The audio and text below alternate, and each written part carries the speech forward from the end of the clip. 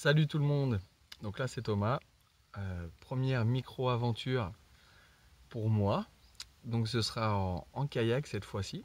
Donc je suis parti juste à côté de chez moi sur une rivière qui s'appelle la Vie. Je suis parti pas à la base parce qu'on est au mois d'août et il y a très peu d'eau, donc j'ai dû partir un peu plus loin que prévu. J'ai été surpris par l'endroit où je voulais me mettre à l'eau, mais bon, faut pas s'étonner, au mois d'août c'est normal. Donc du coup on est plutôt mal parti, faut dire ce qui est, c'était galère pour se mettre à l'eau, c'est une galère pas possible, comme vous pouvez voir les berges sont vachement hautes. C'est très galère mais bon.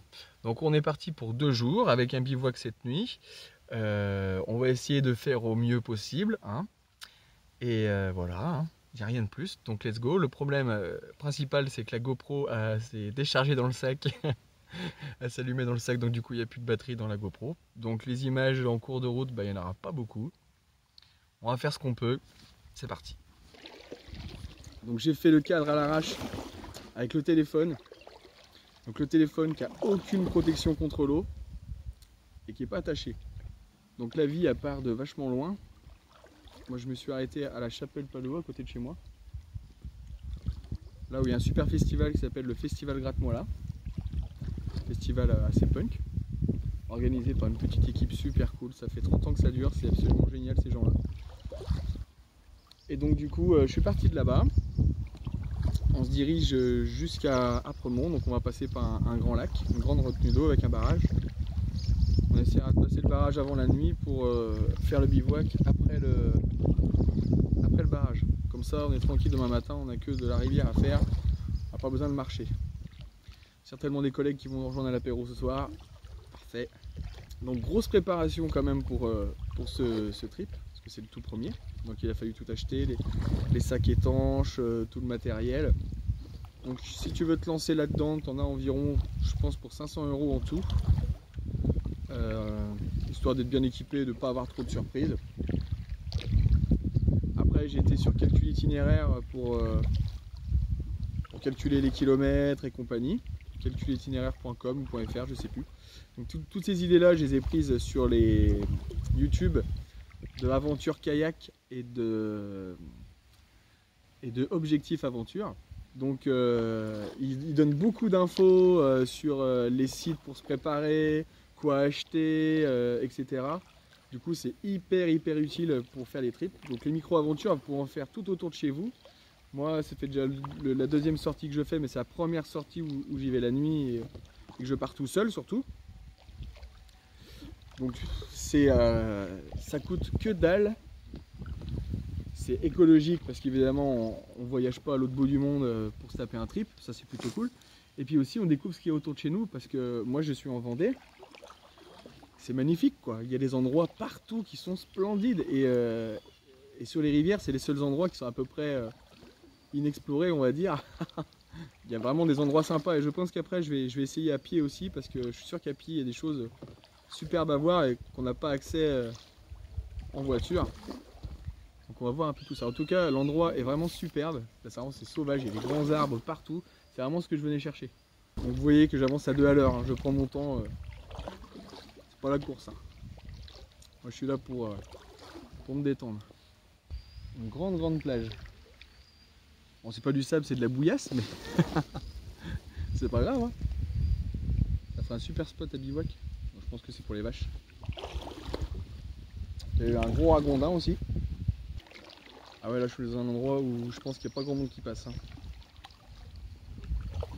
Donc on est vraiment sur des grandes berges. Je pense que ça c'est sous l'eau d'habitude. Ouais, tout ça c'est sous l'eau d'habitude. On est vraiment sur un niveau d'eau très bas. Du coup on se prend un peu de vent dans la gueule. Bon, si vous venez en vacances par chez nous, ce qui est souvent le cas, vous voyez qu'il n'y a pas que la plage. Donc là on a beaucoup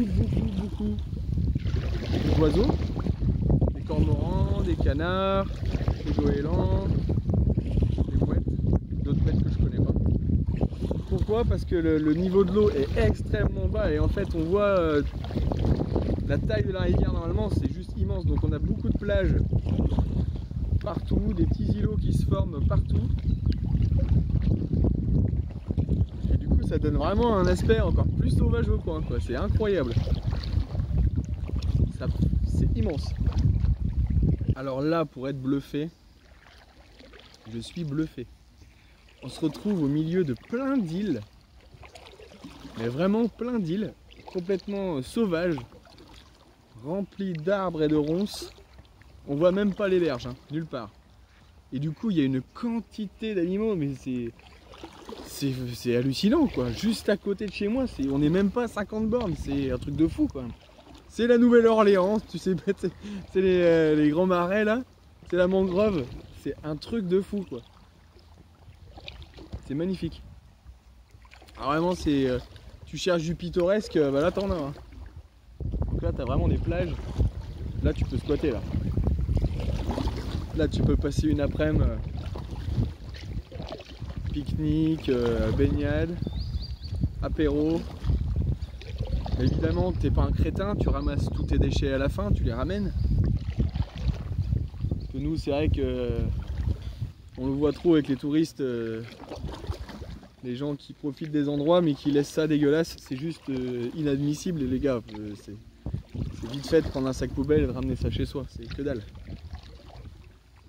C'est une évidence qu'il faut le faire. Que tu sois en balade comme ça ou que tu sois en pause le midi au boulot, tu te poses quelque part tranquille, tu vois.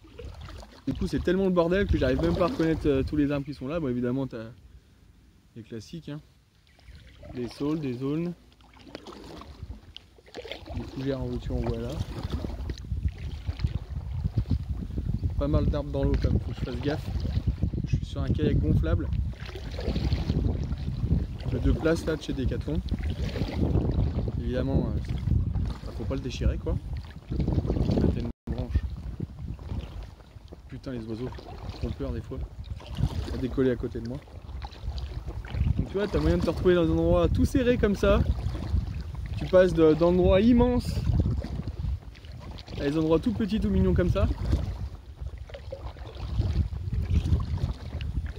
Ah, c'est vraiment bluffant. Ah, et je vois des habitations. Ça faisait un moment que j'en avais pas vu. Et ça, c'est plutôt cool. De toute façon, les seules habitations qu'on voit sur cette rivière, quasiment tout le long, c'est que des fermes. Que des fermes. On voit des éoliennes aussi. Pour ceux qui trouvent que ça gâche le paysage, qui font des maisons de 3 étages là, hein, fermez vos gueules.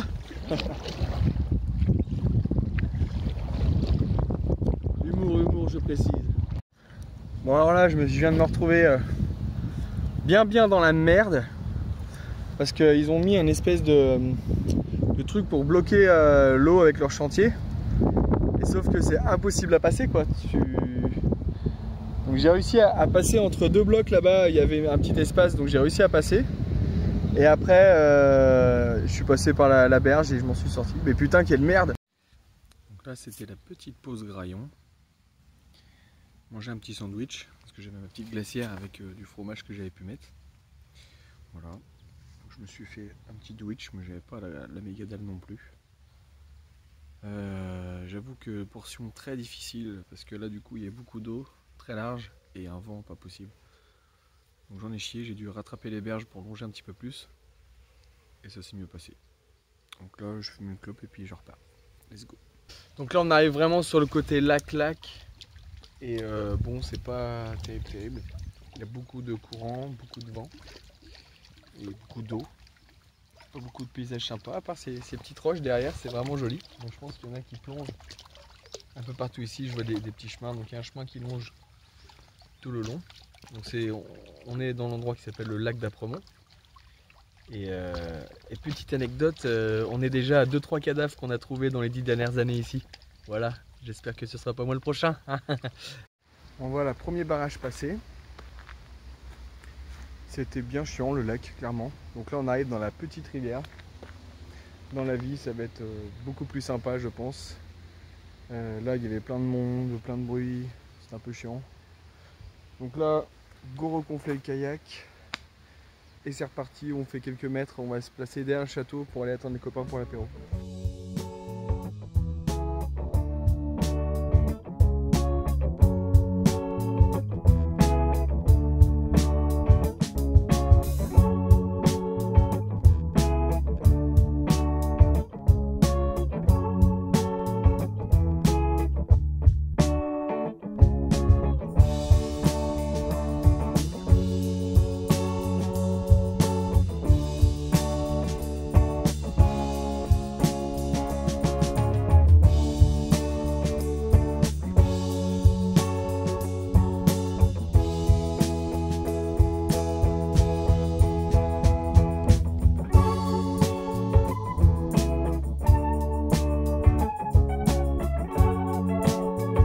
Là on est à Apremont,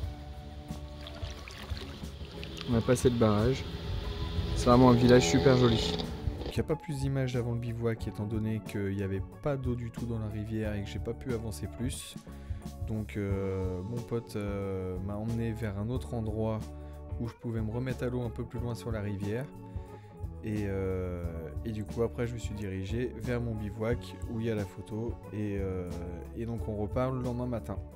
Hello hello. Donc là on est le matin, il doit être 7h quelque chose. Je me suis réveillé vers 6h avec l'aube, mais pas avec le soleil parce qu'on est sur un mauvais temps. Donc j'ai dormi là entre les deux arbres. Erreur, c'était un peu trop serré et du coup j'ai pas dormi terrible, j'ai pas dormi beaucoup. Mais pour une première nuit dehors, c'est vrai que j'ai beaucoup réfléchi et tout. C'est un peu flippant à la base, mais au final, c'est très agréable.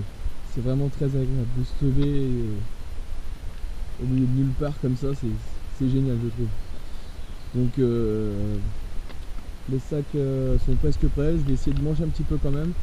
J'ai pas beaucoup mangé hier soir, j'avais picolé pas mal, hein. Et j'étais assez stressé de trouver un endroit où dormir et de... Voilà, donc j'ai pas mangé beaucoup. Donc là je vais manger un petit peu avant de partir et puis on va partir sous la pluie. Let's go.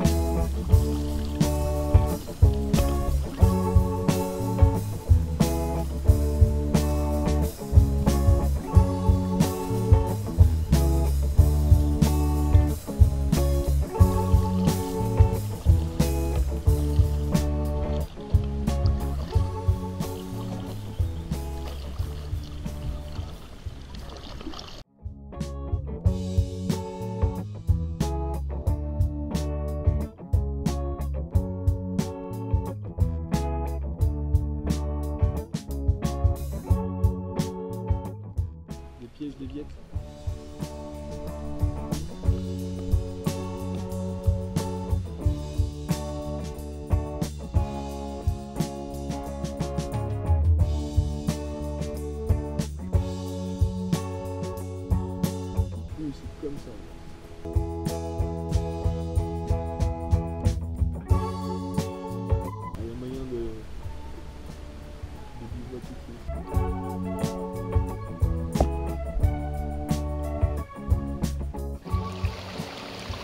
on a dû traverser par là-bas en tirant le canoë parce qu'il y a très peu de fond. Et let's go par là-bas.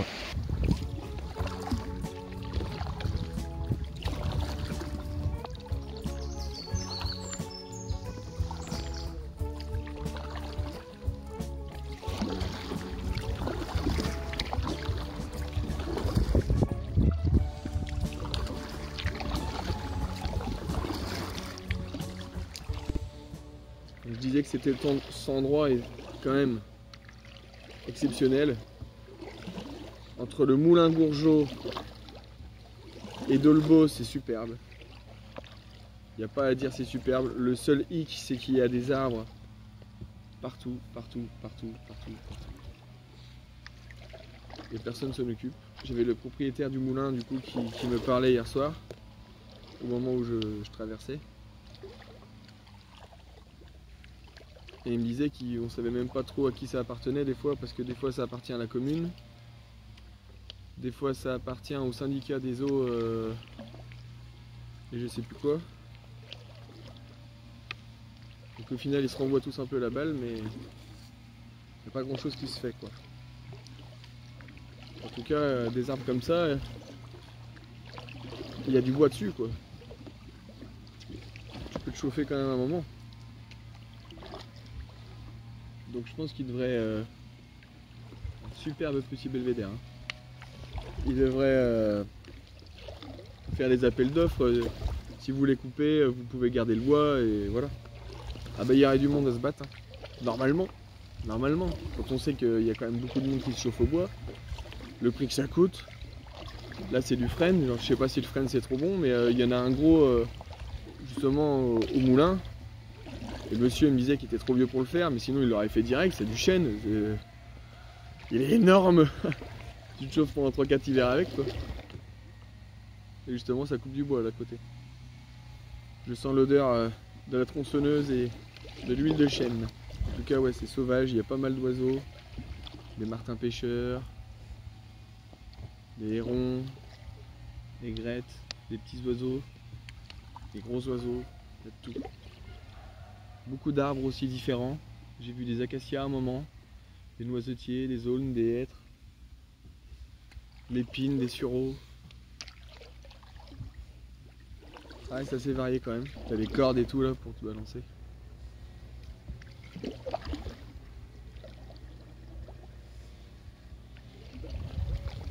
Là, ça doit être entrepris. Je pense qu'il y a du monde qui vient ramasser en dessous pour pas que les gens se fassent mal quoi. Parce que là, t'as un accès en bagnole.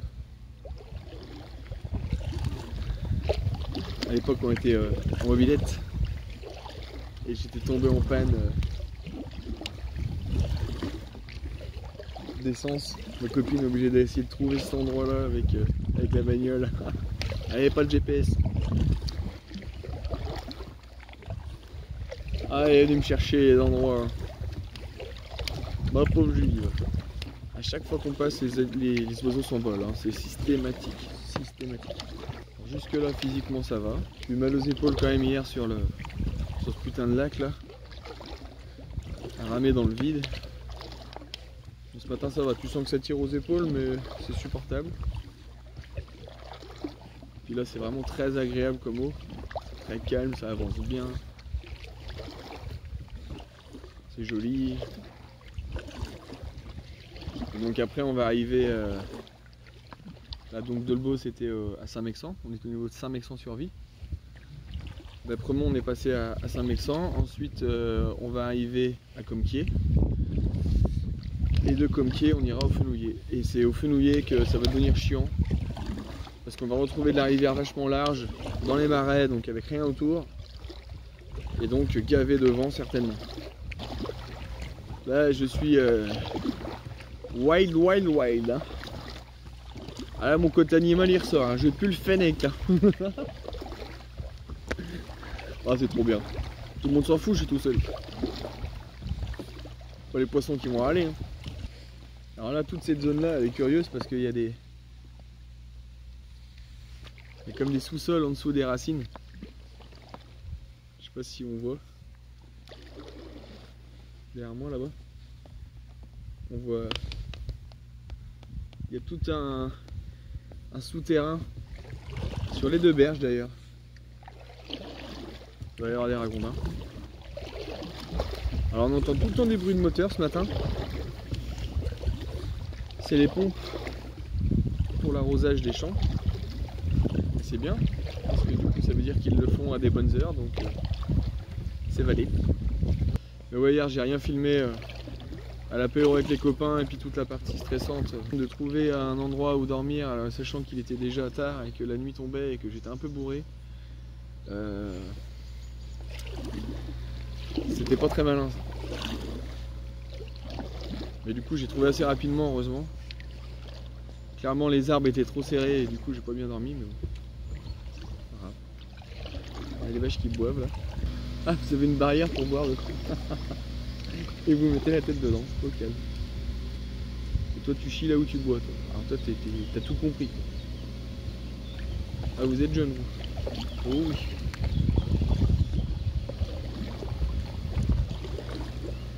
Pauvre de vous si vous saviez.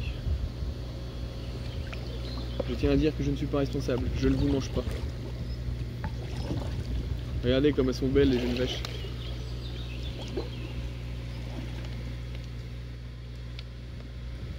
Ça va les filles? Elles sont trop mignonnes, sérieux. Ah, vraiment des beaux arbres hein, sur cette portion, c'est superbe.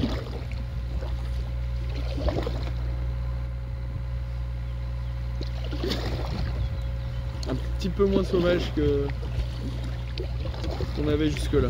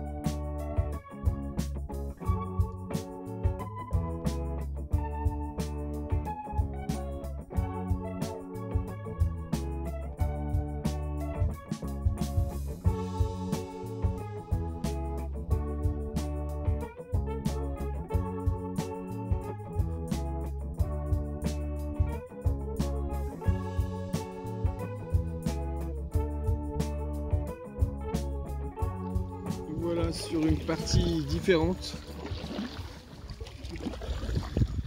Fini les arbres, fini la rivière pas large. Et les arbres, on va passer par-dessus. Là, on est sur du large, avec aucun paysage. Des berges qui font 1 mètre de haut. Des grands champs vides. Et ça me plaît beaucoup moins. Et en plus du coup, alors vu qu'il n'y a pas d'arbres, bah il y a du vent. Je commence à fatiguer quand même pas mal étant donné que j'ai pas mangé grand chose. J'ai pris un peu de force tout à l'heure mais un pilos quoi. Donc je crois que je vais arrêter un peu plus tôt. Je vais m'arrêter au pas Opton, enfin juste avant le fenouiller quoi. Comme ça m'a évité de passer tous les marais et me ramasser tout le vent dans la face. J'ai donné hier et ça va rien m'apporter de plus au niveau paysage. On a passé vraiment les plus beaux endroits au niveau paysage, donc ça n'a pas vraiment d'utilité. Je me dis que ça sert à rien, autant que je garde mes forces pour le prochain tour la semaine prochaine où on ira faire Lozance, un petit bout de Lozance avec ma maman. On partira certainement de Verret pour aller jusqu'à la Gâchère normalement. Donc, toujours en Vendée, toujours juste à côté de chez moi. Hein. On va pas se faire chier à aller à Pétarouchnok. Par contre, on va aller à Pétarouchnok un peu plus tard, d'ici 15 jours. on va partir et on va essayer de faire avec un ami cette fois, pas tout seul. Partir pendant 5-6 jours de bivouac et on va essayer de faire Le Mans jusqu'à Angers. Donc par la Sarthe, peut-être un bout du Loir, je sais pas. La Sarthe, ensuite on rejoint la Maine et puis on finit dans la Loire tranquillement. Voilà, ça c'est le prochain programme. Mais déjà je pense que voilà, c'est une belle expérience, je suis très content d'avoir réussi à tester tout ce matos un petit peu qui était nouveau, d'avoir dormi dehors comme ça, tout seul, bah, c'est vraiment... même si ça fait peur par moment, c'est vrai qu'on se sent vraiment bien le matin, c'est juste incroyable en fait. Ça vaut le coup de passer la soirée juste pour le matin en fait. Tu te fous à poil dans le champ, là t'es tout seul, là t'es rien du tout. Hein. Ah là c'est pas mal. Hein. Donc du coup je vais vous laisser là. Et puis je vous dis peut-être à bientôt sur la rivière. Et puis peut-être à bientôt aussi pour une autre vidéo, une autre balade, une autre micro-aventure comme ça. Le terme micro-aventure est un peu curieux, mais puis en plus je consomme pas plus de produits locaux que ça quand je fais mes virées, donc je sais pas si on peut utiliser le terme micro-aventure. On pourrait mettre virée kayak. Allez, à tout bientôt, bye bye.